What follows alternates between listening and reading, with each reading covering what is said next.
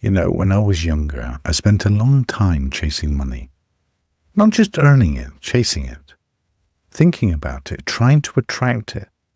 Trying to become the kind of person who could finally have enough of it. And sometimes that money did start to come in. But then a few days later, it would be gone again. And I would find myself back in the same place, wondering, what had I done wrong? Where did it go off the rails? Maybe I needed a better manifestation program. Maybe I needed a better mindset, more affirmations, a more disciplined approach. But what I eventually discovered was that money and wealth were not the same experience. And more importantly, my body seemed to know the difference long before my mind did. Hi, it's Damien, and welcome back to Somatic Abundance. Now, in this episode, I want to explore what it actually means to feel wealthy in your body. Not what wealthy looks like from the outside, not what the number in your bank account looks like, not the car, the house, or the things that we might use to prove to ourselves or to other people that we have finally made it. I mean the internal experience, that one here. The sense of space around money. The sense that you are allowed to receive. The sense that something good can arrive and you do not immediately need to tense for it to disappear. Just accept it. Enjoy it. Because I think there is a real difference between having money and feeling wealthy. And that difference, particularly for most people, can be very subtle. You can have money and still feel as though you are about to lose it all. You can earn more and still feel that you have to work harder and harder to justify having it. You can receive something so wonderful and immediately beneficial, and then you start beginning to look for the danger hidden inside it, the risk. So just take a moment and notice what happens when I say the words, I am wealthy. You do not need to make anything happen. Just notice. Does your body soften? Does it lighten? Does it become uncomfortable? Does your mind immediately say, well, not really? The first response may tell us more than any other affirmation ever could. For years I believed that if I wanted more money, I needed to focus more intensely on money. I needed to visualize it. I needed to affirm it. I needed to hold it. I needed to script the exact life that I wanted. And there's nothing inherently wrong with any of those things. But for me, underneath all of that activity, there was something else happening. There was something else going on. There was a pressure, a feeling that I was not safe where I was, a feeling that the present moment was only acceptable if it could eventually deliver me to somewhere else. So I was not simply thinking I would enjoy having more money. It was like, I need more money before I can relax. And your body hears the difference. One is an opening. The other is a chase. And when you are chasing something, you are constantly confirming that it is not here yet. You are looking forward. You are reaching. You are measuring. You are checking whether it has arrived. And even when something does arrive, the nervous system may not register it as safety. It may register it as another thing that needs to be protected, another thing that could be lost, another thing that needs to be managed perfectly. That was the part I did not understand. I thought I was trying to create wealth, but in many ways, I was creating a constant state of anticipation. Money is something that can be measured. It's quantifiable. It can arrive in your account, it can be spent, it can be saved, it can be invested, it can be lost. But wealth is not only the presence of money. Wealth also has something to do with capacity. The capacity to receive, the capacity to hold, the capacity to make choices without immediately moving into panic. The capacity to support without assuming that support will soon be withdrawn. I am not suggesting that wealth is only a feeling. There is a practical resources matter in all of this. And your circumstances matter, your income matters. Your debts, your responsibilities, and financial decisions matter. But there is also an internal experience of wealth.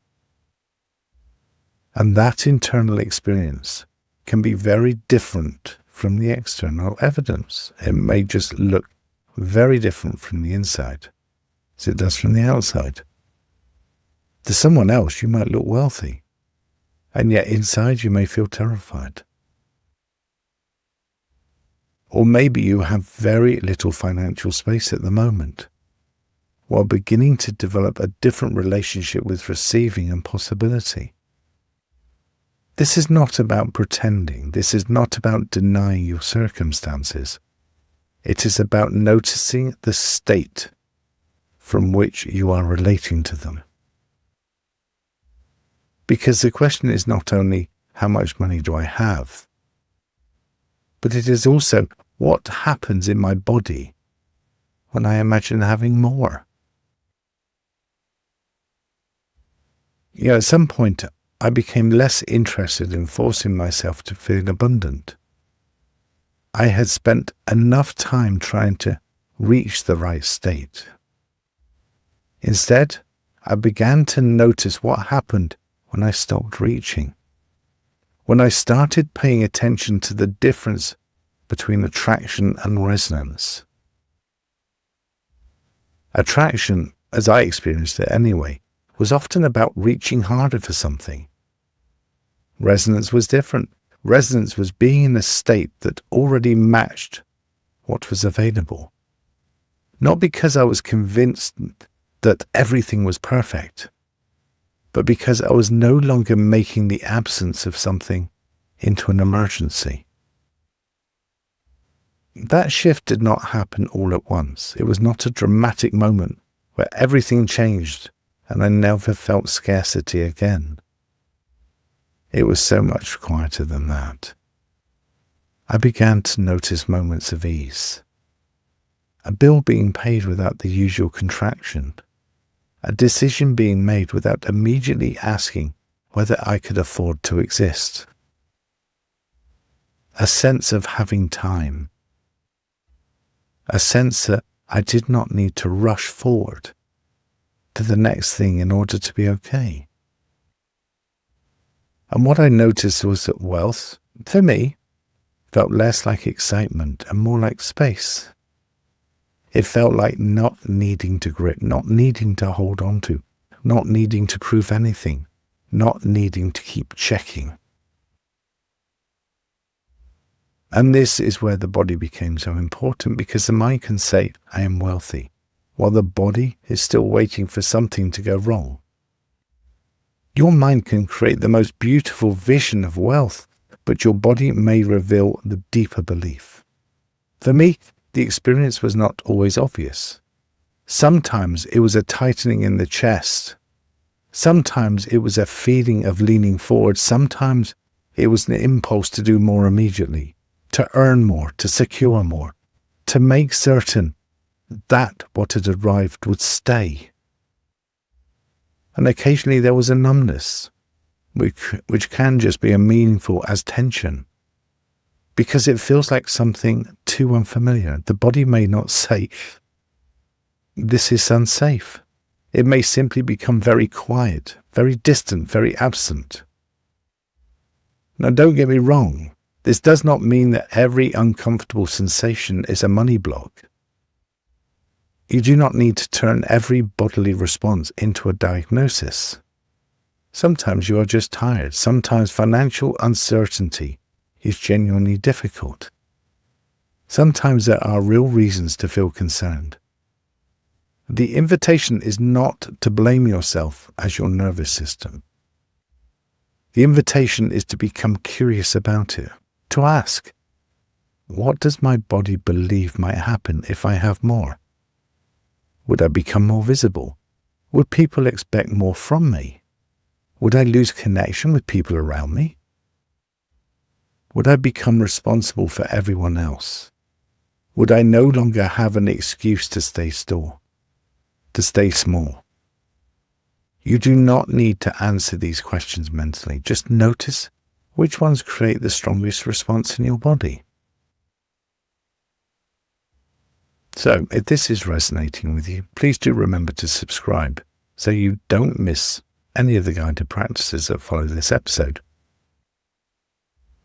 That practice will give you a little more space to feel into receiving and holding wealth, not as an idea, but as an experience. So for now, let's stay with the understanding. So if it feels appropriate to do so, just allow yourself to become aware of the surface beneath you. You do not need to change your posture. You do not need to sit in a particular way. Just notice that something is supporting you. And perhaps allow your attention to move away from the screen for a moment. You might bring to mind the idea of having more financial space. Not as a specific amount, not a luxury item, just more space, more choice, more time, more freedom, more room to breathe. And then notice what happens. Does your breath change? Does your stomach tighten? Does your chest open? Do you want to move away from the idea? Do you want to rush toward it? Whatever you are noticing right now, that's it. That is your body's own language. There is nothing to do with it right now. Not open it, not soften it, not understand it. Just notice. And now perhaps include the support beneath you. The chair, the floor, the room around you.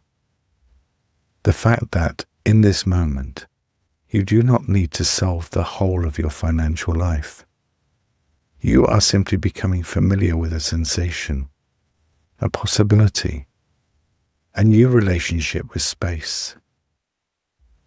And perhaps this is what wealth begins as. Not as an enormous feeling, not as constant confidence. Perhaps it begins as the ability to remain present with a little more than you were used to. I think we can often imagine that we need to feel completely safe before we can receive more. And perhaps safety is not a final destination. Perhaps it is something we practice in small, manageable moments. A little more support, a little more rest, a little more visibility, a little more money, a little more choice, and each time noticing whether the body can remain present. This is not about forcing yourself to become comfortable with wealth overnight. It's not about repeating, I am wealthy, while ignoring the grief, the fear, the responsibility, or the reality of life. It is about making room for a broader experience. The part of you that wants more, the part of you that is afraid of more. The part of you that has learned to survive by staying familiar. None of these parts need to be pushed away. And sometimes the list we create to protect ourselves from missing out becomes the very reason we are missing out. We become so focused on protecting what we have or preparing for what could go wrong, that we do not actually experience what is already available. We do not allow the body to register support. We do not allow good news to land. We do not allow money to be money. We turn it into a test, a responsibility, a measure of our worth. And perhaps wealth is partly the moment when money stops being a verdict about who you are. It simply becomes one more form of support moving through your life. So when I say I stopped chasing money, I do not mean that I stopped caring about money. I did not stop taking practical action. I did not stop making decisions. I did not stop wanting financial freedom. What changed was the state from which I was relating to it. I became less interested in proving that I could attract money, and more interested in noticing whether I could receive it, whether I could hold it, whether I could let it support me without immediately creating another emergency. And what I learned was that wealth did not feel like becoming somebody else. It felt like becoming less divided inside myself, less desperate to arrive, less afraid of what might happen if I did, more able to remain here, in this moment, with what is already present. So, if you have tried to manifest more money, perhaps you might gently ask yourself, what would it feel like to remain present with more? Not to force the answer, not to perform abundance, not to notice what your body does with the possibility. Now, if you want to go deeper into this, if you want to explore at a much deeper level all the themes, all the matters raised by this podcast, then there is a full somatic abundance course. It's called The Abundance Within. And you can download it. Just follow the link in this episode's notes. And when you feel ready, you can join me there and truly experience the abundant life, not just manifesting stuff, but a life of abundance.